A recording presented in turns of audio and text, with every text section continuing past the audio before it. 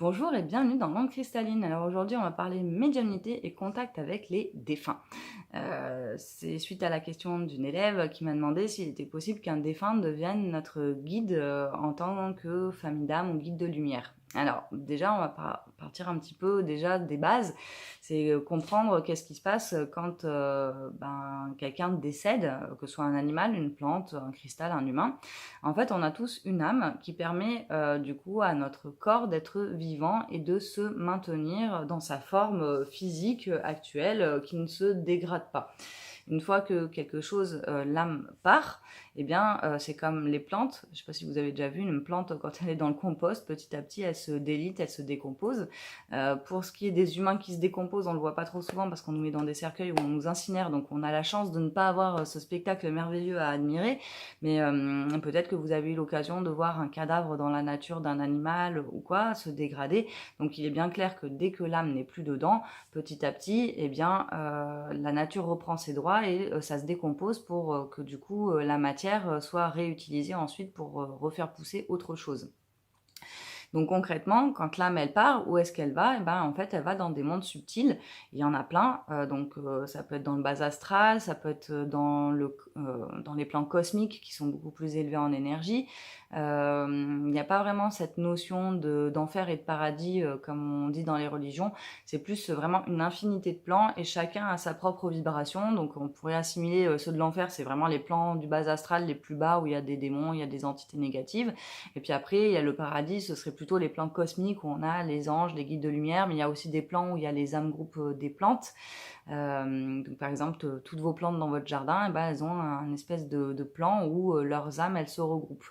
On a des plans aussi où on va avoir les humains qui vont, quand ils ont eu des blessures dans cette vie-là, ils vont passer par cette espèce de monde intermédiaire où on va les rebriefer, où ils vont faire le point sur leur mission de vie, sur ce qu'ils ont accompli, et petit à petit travailler sur des blessures pour se libérer et pouvoir ensuite se réincarner. Donc ça, c'est un peu tous les plans où on peut passer. Et il y a aussi des plans, on va dire un peu comme des limbes. C'est ce qu'on voit dans les films d'horreur. Quand on parle de l'au-delà, souvent on assimile ça juste à ça. Les limbes, c'est en fait la dimension dans laquelle l'âme, elle va aller juste après euh, être décédée. Et elle va être un petit peu parfois coincée là-dedans parce que si elle part pas avec un guide, qu'elle trouve pas le chemin de la lumière, elle peut rester entre deux. Alors pourquoi est-ce qu'on reste entre deux? Il y a différents cas de figure. Par exemple, souvent j'ai remarqué que les personnes qui se sont suicidées, quand elles réalisent ce qu'elles ont fait, elles peuvent avoir de la culpabilité qui les retient et du coup tant qu'on les a pas soulagées de cette culpabilité, vont un peu errer dans les limbes. Ça peut être des personnes qui sont mortes d'un coup de quelque chose de violent, ça peut être un meurtre, ça peut être sur un champ de bataille, etc. Elles vont avoir plus de mal à trouver la lumière parce qu'elles ont leur douleur émotionnelle qui les retient. Puis des fois, il y en a, ils ne s'en sont pas rendus compte parce que ça s'est passé trop vite. Donc du coup, il faut leur expliquer à ces défunts comment passer dans la lumière et les faire passer grâce aux archanges, notamment l'archange Gabriel qui est le messager et le passeur. Donc ça, c'est le travail de passage d'âme. En fait, c'est quand il y a une âme qui est coincée, on l'aide à aller dans la lumière. Il y en a certaines, elles ne voudront pas le faire. Par exemple, ça m'est déjà arrivé de voir une personne qui était tombée, elle s'était décrochée en montagne en faisant de l'escalade. Et du coup, là où elle est tombée, en fait, il y avait son âme qui restait là et elle voulait pas partir parce qu'elle adorait tellement la vue, elle avait tellement monté de fois cette montagne en escalade que du coup, pour l'instant, elle voulait absolument rester là en tant qu'âme et pas passer dans la lumière. C'est arrivé des fois aussi que, par exemple, un fermier qui a passé toute sa vie dans sa maison avec ses vaches, avec sa terre, veuille pas monter parce que c'était plus important pour lui de rester sur sa terre avec là où il avait eu ses animaux, là où il avait fait toute sa vie. Donc dans ces cas-là, en essayant de négocier avec eux, des fois ça passe. Mais globalement, c'est comme pour les vivants, il y a le libre arbitre, donc les archanges peuvent pas kidnapper une âme et l'emmener de force dans les plans de lumière parce que ça ne marche pas. Donc ensuite, donc les défunts, nos proches, ils peuvent rester quelque temps autour de nous parce que, par exemple, ils avaient un secret de famille qu'ils nous ont pas révélé et qu'ils veulent absolument nous dire avant de monter dans la lumière. Ça peut être qu'ils ont jamais dit à leur enfant qu'ils les aiment et du coup ils restent à côté parce que du coup ils aimeraient bien le faire et puis en fait c'est trop tard donc du coup ils s'envolent. Donc ça peut être voilà, un blocage temporaire comme ça. Ça peut être, une fois j'avais eu un cas de figure qui était assez original, c'était une personne qui était décédée et en fait elle avait fait tous ses meubles, c'était un menuisier et il voulait pas partir parce qu'il était persuadé que ses enfants allaient remplacer ses meubles par du Ikea et du coup ça l'empêchait de monter en fait parce qu'il n'avait pas l'esprit tranquille. Donc là pareil, en négociant, en faisant une petite technique qui était de demander au guide qu'est-ce qui était vraiment le truc qui était le plus important pour lui, on a réussi à le convaincre que c'était plus important que ses meubles de monter dans la lumière. Donc voilà, dans ces cas-là, il passe dans la lumière. Et après, comment est-ce que du coup une âme qui n'est plus dans les limbes et qui est montée dans la lumière peut revenir après en tant que guide pour vous et vous accompagner dans votre vie en tant que guide de lumière?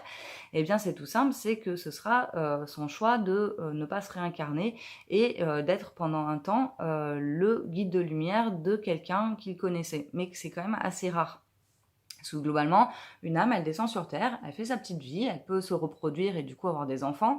Et après, les enfants, ils peuvent avoir des petits-enfants. Et puis l'âme, du coup, décède et elle repasse dans la lumière. Et ensuite, elle revient sous une autre vie, dans un autre pays, des fois, ou sous un autre genre. Elle peut être de passer de homme à femme, peu importe. Et du coup, ça, c'est le truc qui est quasiment dans 99% des cas, c'est comme ça que ça se passe. L'âme, elle remonte, elle change de mission, elle revient, mais du coup, elle n'a plus rien à voir avec ses descendants. Dans un autre cas de figure, moi ça m'est arrivé par exemple dans une autre vie, j'étais chamane et femme médecine, donc je vivais dans un tipi et du coup à l'époque mon grand-père c'est lui qui m'avait initié à la médecine chamanique et aux plantes etc. Et ce grand-père amérindien qui m'avait initié, on est tous les deux décédés parce que c'était à l'époque des Indiens qui vivaient en tipi, donc c'était il y a un moment donné.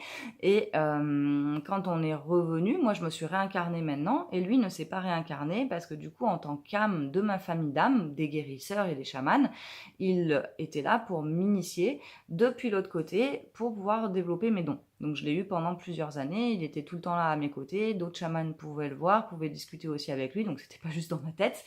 D'ailleurs, je suis allée dans 5 festivals chamaniques et à chaque fois il y a au moins 3-4 personnes qui m'ont dit « Ah tiens, t'as vu que t'as un guide amérindien à côté, il est accompagné d'un bison ?» J'ai fait « Ouais, t'inquiète, je suis au courant. » Et des fois même il faisait des petites blagues parce qu'il disait que je montais super mal à cheval, donc voilà, ça faisait rire tout le monde et un peu moins moi parce qu'effectivement je me suis fait une fracture en tombant de cheval et c'est pas forcément un bon souvenir. Mais voilà, donc du coup celui-là, comme on était passés tous les deux dans la lumière, à un moment donné moi je fais le choix de me réincarner et lui ne se réincarne pas pour être mon guide depuis l'autre côté. Et c'est ça qu'on appelle la famille d'âmes en fait, c'est des contrats d'âmes qu'on a avec des personnes qui ne se sont pas réincarnées et qui sont de l'autre côté.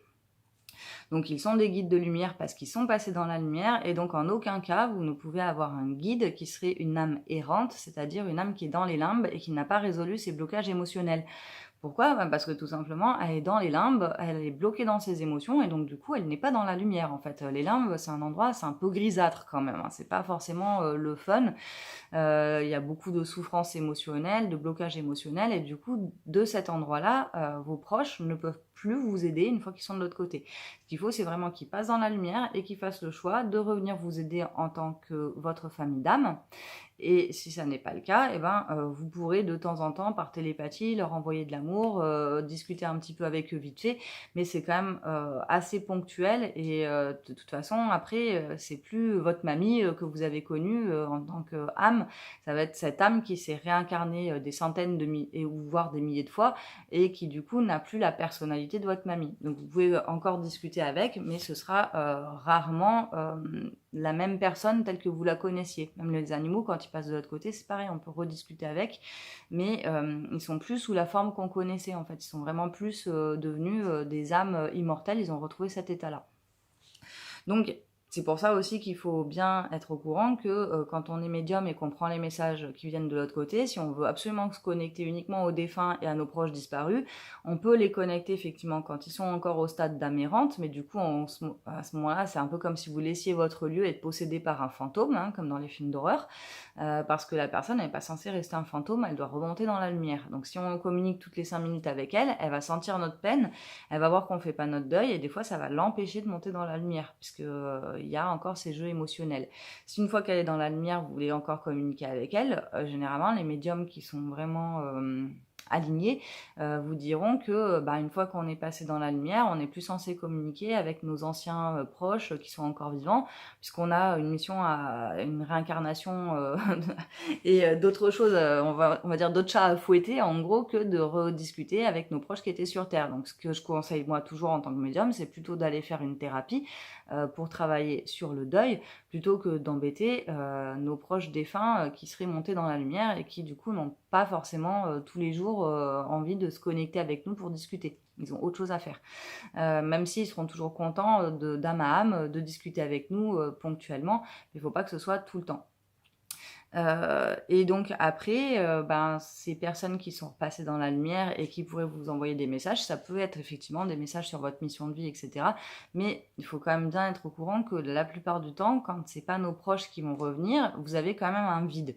C'est-à-dire que dans l'univers, vous allez montrer que le défunt que vous avez perdu, il vous manque vraiment et ça a créé un vide dans votre vie. Ça peut être votre mère qui vous manque, votre père, votre grand-mère, votre grand-père, ça peut être un enfant, ça peut être un enfant que vous avez perdu en fausse couche, peu importe. C'est ce vide-là et c'est un endroit où il va manquer de l'énergie, c'est un déficit. Ça fait comme une brèche dans votre aura, dans votre champ énergétique. Et comme la nature n'aime pas le vide, qu'est-ce qui va se passer si vous avez et que vous émettez cette information de ça me manque, ça me manque, ça me manque, je veux le voir, je suis triste, je souffre, vous allez attirer du coup quelque chose qui correspond en vibration. Et autant si votre proche il est déjà passé dans la lumière, qu'est-ce qui va venir? Et ce sera un fantôme qui a du coup le problème similaire, il est coincé dans les limbes.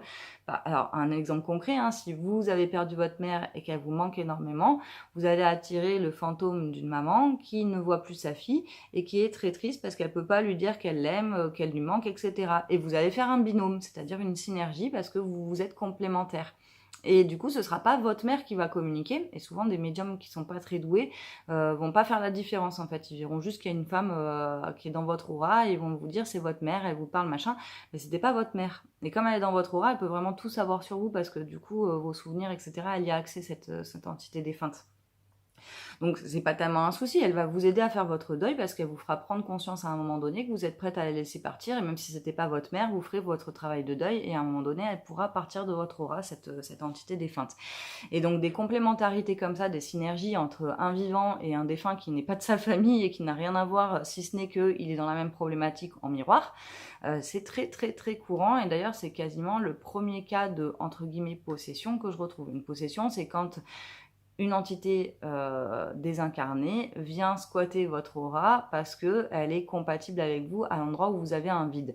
À partir du moment où vous faites votre deuil, vous remplissez le vide d'énergie de nouveau, c'est-à-dire que vous rebondissez dans votre vie, vous avez de nouveau le goût de vivre, vous avez plus cette sensation de manque omniprésente, et du coup là vous êtes de nouveau intègre dans votre aura et à ce moment-là, l'entité elle va faire aussi son travail et partir. Ok, donc j'espère que pour tout le monde c'était clair ce que je vous ai expliqué. Donc les défunts ils peuvent venir nous accompagner si c'est un choix et c'est après du coup la décision de ne pas se réincarner mais de faire partie des guides de lumière. Ça n'a rien à voir avec les maîtres ascensionnés comme Jésus pour les plus connus, Maître Sananda ou Marie, etc. Parce que eux, c'est vraiment des guides qui ont décidé d'aider toute l'humanité et de ne pas se réincarner pour faire ça. Et là, on parlait bien des défunts de votre famille. Donc ils peuvent devenir un guide de lumière, ils ne peuvent pas devenir un ange parce que les anges ne se sont jamais incarnés et qu'ils ont des ailes et que c'est pas du coup des personnes qui sont venues sur Terre. Là, on parle bien des familles d'âmes. Un défunt va passer dans une famille d'âmes et il peut revenir vous aider si c'est son choix à un moment donné que ça fait partie de sa mission de vie.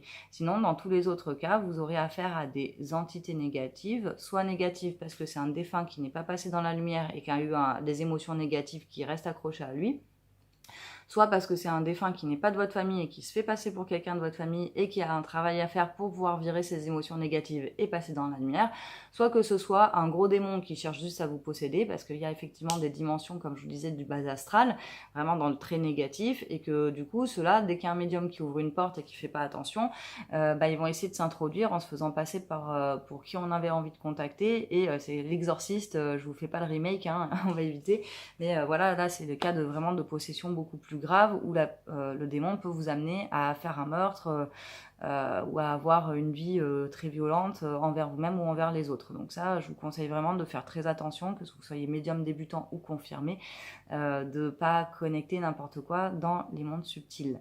Et pour ça, vous pouvez faire l'atelier d'écriture intuitive, par exemple, où je donne vraiment tous les exercices de protection et comment bien se centrer pour ne pas faire n'importe quoi.